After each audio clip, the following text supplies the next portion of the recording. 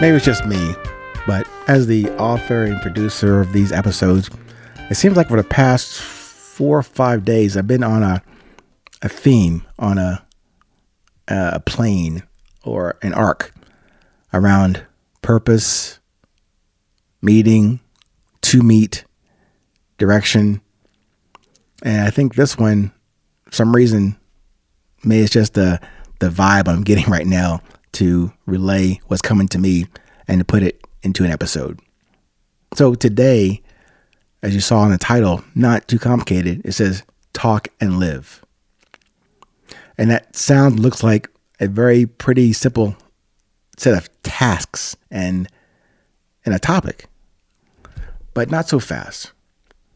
I would say for me, as I'm understanding this, as I'm interpreting it and relaying it to you, this could probably be considered another apologia.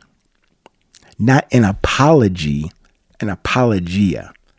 Big difference in those two words. Apology means or refers to something you didn't mean to do, to yourself or to another person or entity. An apologia, however, means a formal, reasoned defense of a belief, position, or action, often in theology or philosophy, derives from the Greek word apologia, quote unquote, speaking in defense. It differs from an apology by justifying a position rather than expressing regret. No regret is key here, and I hope reflected in my efforts to talk to you, to talk to myself about resilience on a daily basis.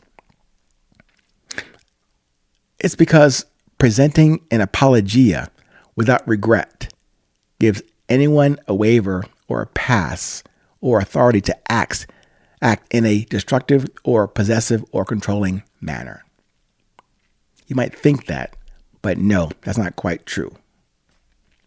Just an opinion on this challenging topic. I observe this dilemma about and of what I talk about and live as just that. It's an apologia, a sharing of my approaches to and journey with resilience. Not an attempt to justify my mistakes and errors over the past 6 decades, nor to celebrate any measures of success or acquisition or certificates or have my life saved for me. All things of the past are good, but all things of the past are of the past and never to be returned to.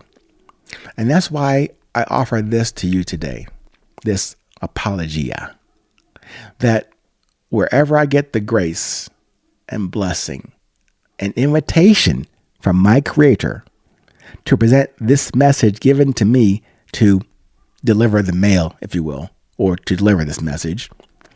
But I must be also present consistently to do just that. So this is my apologia on resilience, that I am flawed in the consistent delivery on my purpose and in the message I observe and communicate each day. Sometimes to you, sometimes to myself, but always either directly or indirectly to my higher power or God, not as an apology, as an apologia. In the present moment, always. This is a current moment, and at the same time, this present moment is fading. An example, an opportunity to define and refine, to proceed and never to recede with regret into something in the past. An apologia, to stay present in whatever you do, to stay present in whatever you don't do. Stay consistent in the direction of what you talk and live today and in this moment. If you're like me, those two paths may converge sometimes. And sometimes those two paths will clash. But remaining present through the collision and the collaboration with all you must meet with today and in this moment is essential to steady your course, to consider the possibilities. But as I mentioned again, I'm trying to remember about 2 weeks ago or 3 weeks ago about maintaining that focus forward, not with regret. Maintaining if nothing else, the general direction, but it should never be backwards. You're going to go divert or deviate to the left, to the right, off of your path. You might lose the map, might lose the coordinates, might lose the your connection to your GPS in your car. I think that's a good example just right now to cite that. Say you don't have GPS anymore. You're on the highway.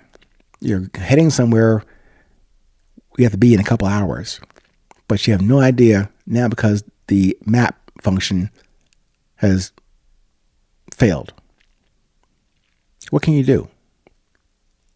You could pull over, ask someone to guide you to where you're going. That's a possibility. Or you could take the moment to step out of this seemingly chaotic moment. You're losing your bearings because you have outsourced them to technology. Now you get a chance to, we'll see, where's the sun? Which way is north? Which way is south? Okay. What time is it? How much gas do I have? Take the assessment of your resources and the grace is given to you. Even that's still on the outside. Are you fine? Can you breathe? Do you have your senses? Can you listen? Can you hear? Can you feel? Can you feel that heartbeat? Are you still present? Or are you already at that destination, yet you're not physically there because now you're being disrupted on your journey? That's going to happen every single day. This is just a quick, off the cuff example as I'm talking to you today. But that's going to happen. The key part is just be present, but then don't use the words, use your own definition. Come to your temporary approaches, not conclusions, but approaches to what can center you when you go through something that is brand new. You might see it as good or bad, but you must stay consistent. Not flawless, yet perfect at the same time. Stay present in the current. Wherever you find yourself today, when you meet someone, anyone, even if you're just by yourself, meeting with yourself, remind yourself, it is always 8:20.